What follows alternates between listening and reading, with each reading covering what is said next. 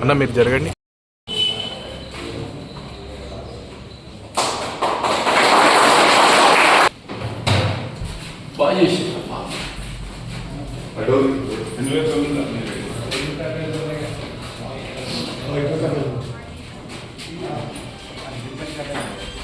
మనకు రోజు అవుట్పుట్ ఎంత వస్తుంది మనకు ఉంటుంది కదా మెయింటెనెన్స్ ఎట్లా డబ్బా ఎంత అదే 5 రూపాయలకు 20 లీటర్లు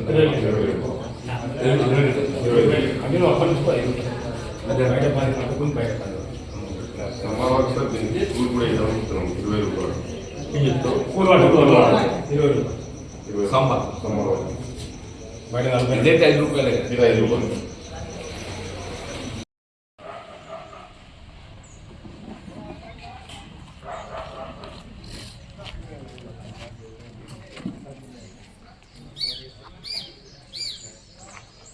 వీడియోస్ ఉంచారు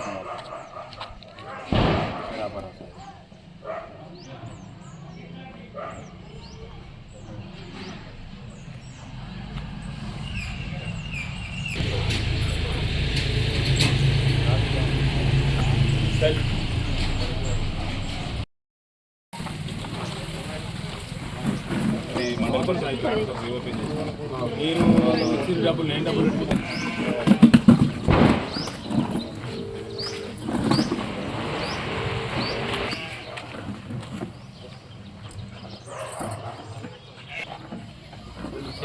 చెప్పాను.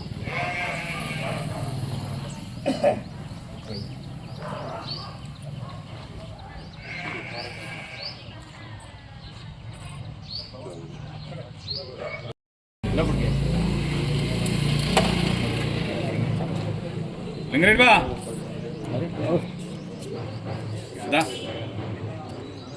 సామాన్ కొట్టిందా ఎర్రా ఎర్రా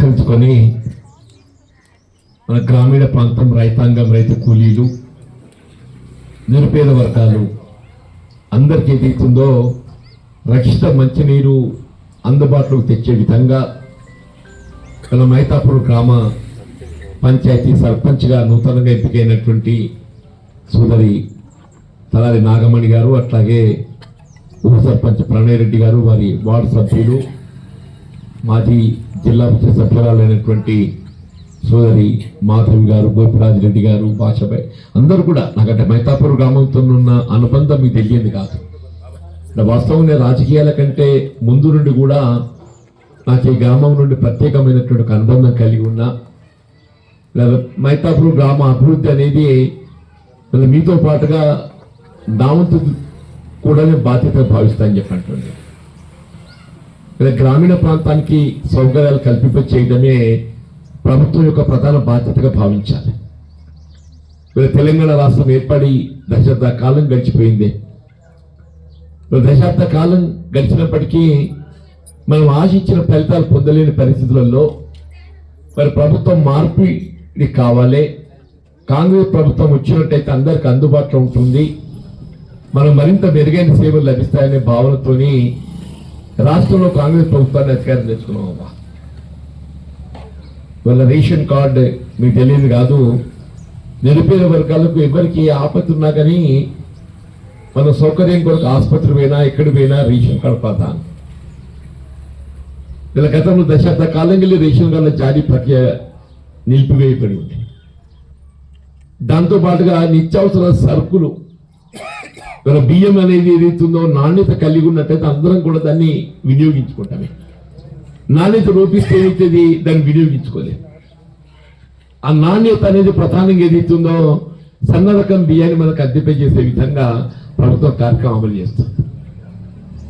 ఇవాళ మహిళా తల్లులు ఆడబిడ్డలు పెద్దబ్బ ఏదైనా బిడ్డల దగ్గరకో లేక ఆసుపత్రి కూడా పోతే మాకు రవాణా సౌకర్యం ఇబ్బంది కలుగుతుంది, మా ఊళ్ళో బస్సు రావాలి, ఆ వచ్చే బస్సు కూడా ఏదైతుందో ఆడబిడ్డలకు ఉచిత రవాణా సౌకర్యం కావాలమ్మా.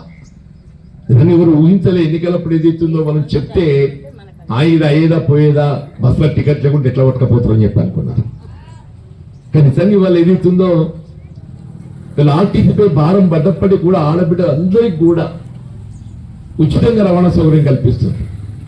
అక్కడొక స్థాయి ఇట్లా వచ్చింది కదా అంటే మరి అందరికి ఇస్తుండ్రు, కొద్దిమంది కాదు రీషా అదేంది ఆధార్ కార్డు లేకుండా రేషన్ కార్డు చూసిద్దాం మంచుకుంటుంది కదా అనే కాడికి వచ్చిందని చెప్పంటున్నాడు. కానీ అట్లా కాదు తల్లి.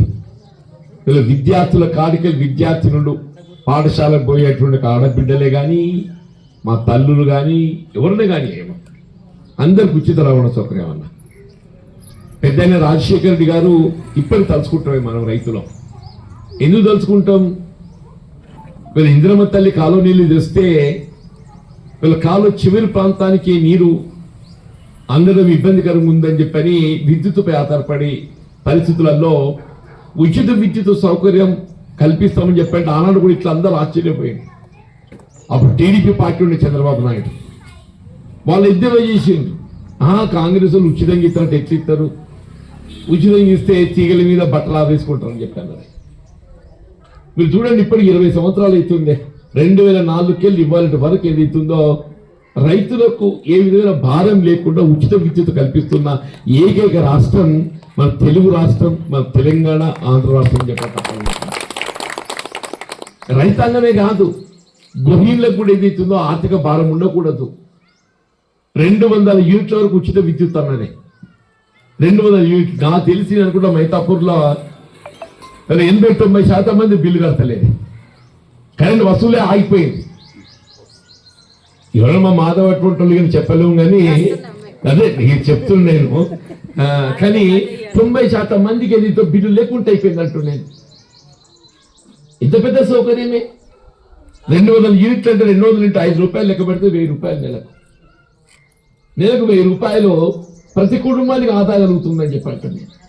ఉచిత విద్యుత్ సౌకర్యంతో చెప్పండి.